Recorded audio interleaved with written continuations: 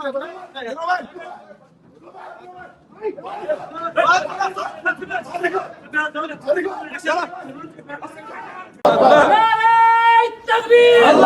निजाम साहब आगे बढ़ो, हम तुम्हारे साथ हैं। निजाम साहब आगे बढ़ो, हम तुम्हारे साथ हैं। निजाम साहब आगे बढ़ो, हम तुम्हारे साथ हैं। आज के नाइद खे वाले वाक़े को मैं उसी तनाजुर में लेता हूँ, क्योंकि इससे पहले जब मैंने ऑफिशियल मीटिंग ऑफिसर्स की डेवलपमेंट रिव्यू के लिए गोंडी जहांगीर में लेली जो नाइद खे के बगल में गांव है, वहाँ भी उस वक्त नेशनल कॉन्फ्रेंस के वर्कर्स ने हड़बों की और कुछ ना अफसरों की सुनी ना मेरी सुनी।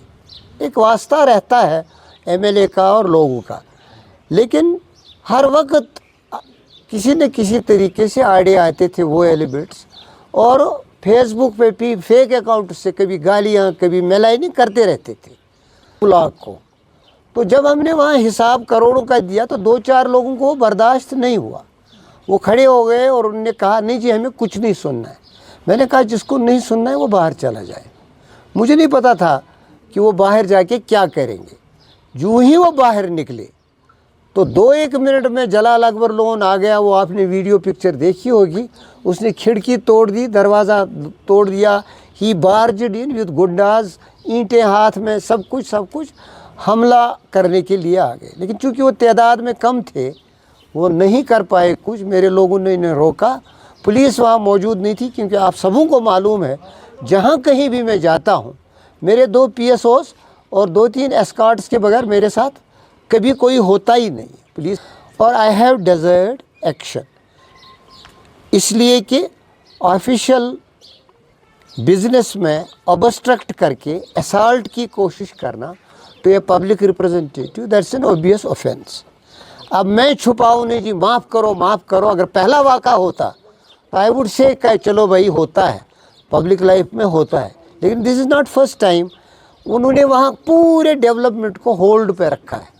यू विल नॉट बिलीव, हर कोई अफसर वहाँ का मुझे हाथ जोड़ के बोलता है जनाब हमको यहाँ से ट्रांसफ़र कराओ।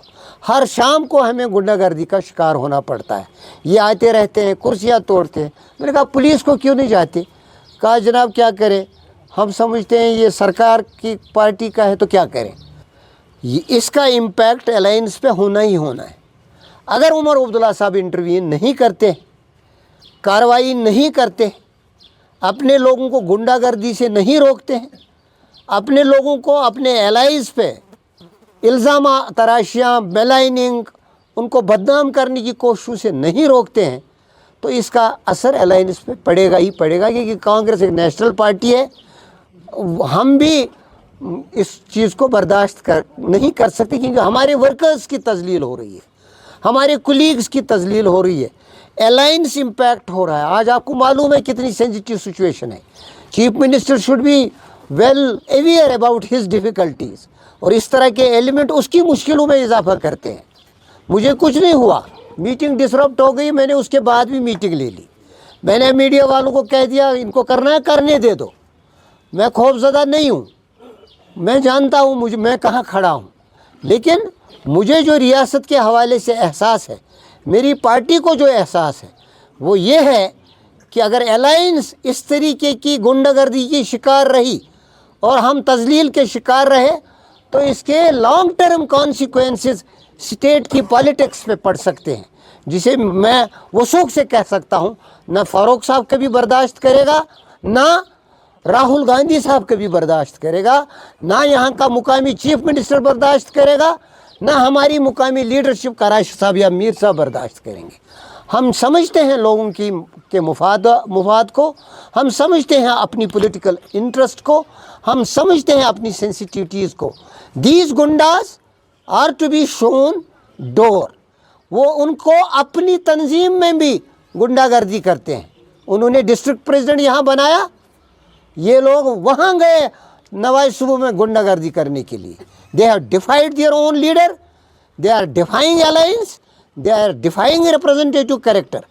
मुझे FIR की कोई मजबूरी नहीं है, मैं MLA हूँ, मैं उसको प्रिविलेज में कल को वारंट के ज़रिए ला सकता हूँ। उसके बाप ने ही रखा है वहाँ, वो एक किस्म का उसने डायरेक्टर को हथकड़ियाँ बांध के लाया प्रिविलेज में। میں اس کو بھی لا سکتا ہوں, لیکن I don't want that at this stage. What I want is let Chief Minister intervene and effectively intervene. اور میں راہل گاندھی جی سے بھی اپیل کرتا ہوں, کرا صاحب سے بھی ویسے پریزیڈنٹ کی اپیل کرتا ہوں, that they should not make us vulnerable to gundas and humiliate their own organization.